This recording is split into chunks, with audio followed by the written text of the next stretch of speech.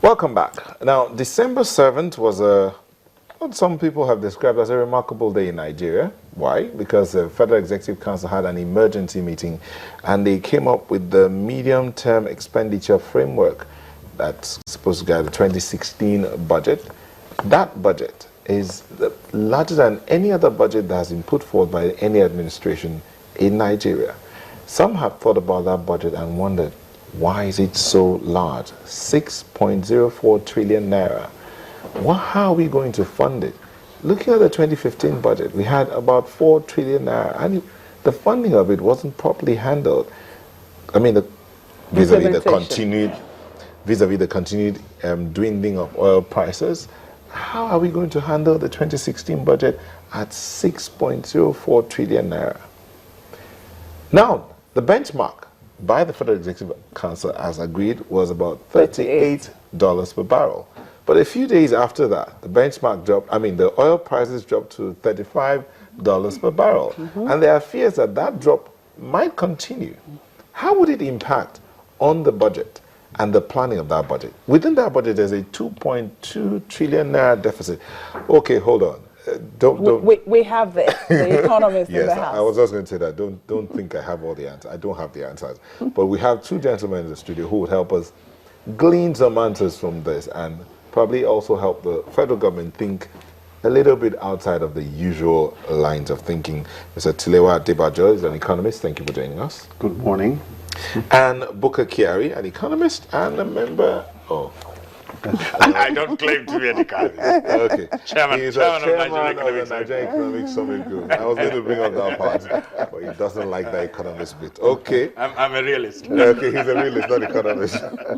Okay, let's begin with you, realist. Tell us what your thoughts were when you heard about that budget. When I saw the budget, I situated it along what we have currently this year. 2015 was originally 4.4 trillion naira. Plus a supplementary budget of another 0.57 trillion naira. So that comes to about 5 trillion. So okay. It's about 5 trillion naira is what we have this year. Therefore, when you put 6 trillion, it's only 20% increase. Now, here is the other thing that I looked at in the 2015 budget, which is that the 2015 budget has a capex, or the capital expenditure, of 750 trillion. 2016, it's calling for 2 trillion, around 2 trillion, 1.8 trillion to be precise. So 1 trillion, about 1.1 trillion is going into capex, which means that out of that the increase from the 5 trillion to the 2 trillion, most of it is going towards capital. And then you now begin to say, wait a minute, let's look at the recurrent. And there are some social welfare numbers in that aspect. And you begin to say, there is going to be some level of efficiency in spending in 2016 than 2015. Because ordinarily, if you're going to spend 20% more, but you are going to do a lot more than 20%, it means that you are going to look for some savings. Where are the savings going to come from? I would look at an appointment that was made quite recently in the finance minister's domain, where Pat Oniha, who was in the DMO office, is now heading something called efficiency unit.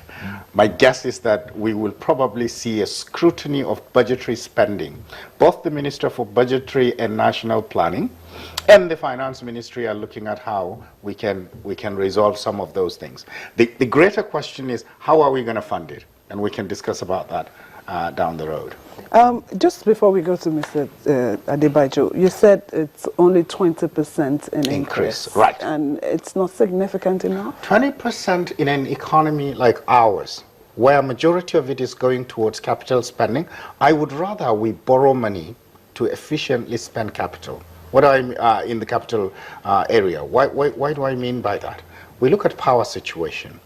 A country like Nigeria ought to borrow to fix power, because the outcome or the results from fixing power is going to be so significant a contributor to the GDP that it's worth borrowing. to invest in power, rail, education, healthcare, because those, there are multiplier effect that would bring in more economic activity. You know, the projection for next year is less than 3% GDP growth. That's abysmal when you look at the last 10 years. However, the reality is not just us bringing it onto ourselves. The reality is also what is happening in the global environment. I mean, I can talk about the interest rate increase that's eminent in the US economy. That would have an impact on emerging economies and our currencies. So we cannot divorce the fact that something happening elsewhere would have an impact on us.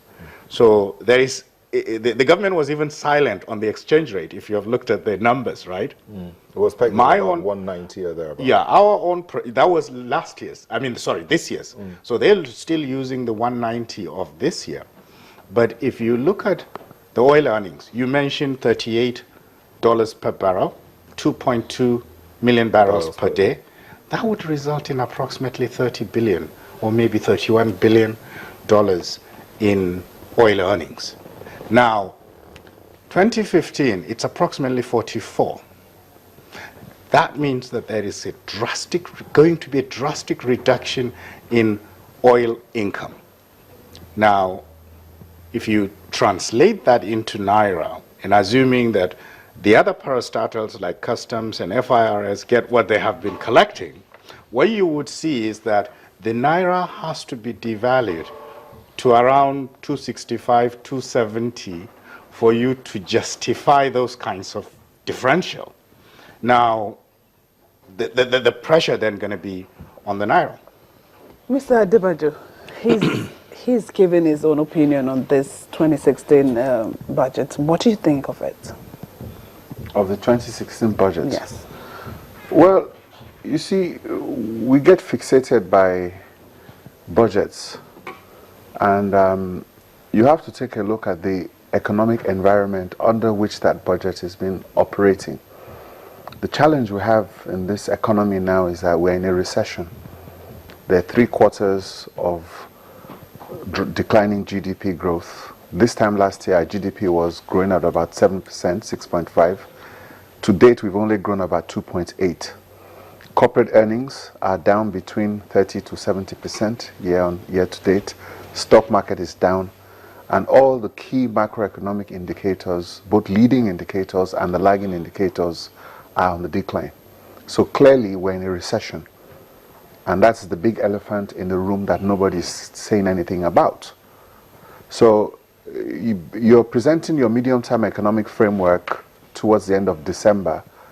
The problem I have with the budget and the economy is that there is no articulation as to what the government policy is going to be and which direction you are going.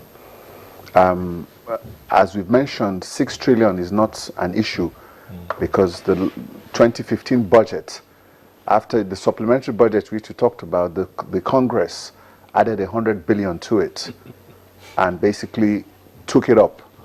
And basically from that budget, you have to take a look at the challenges in that budget because there's no headroom. Even though you are spending 6 trillion or you want to spend 6 trillion, the fact is that you are consolidating government, but you're not downsizing.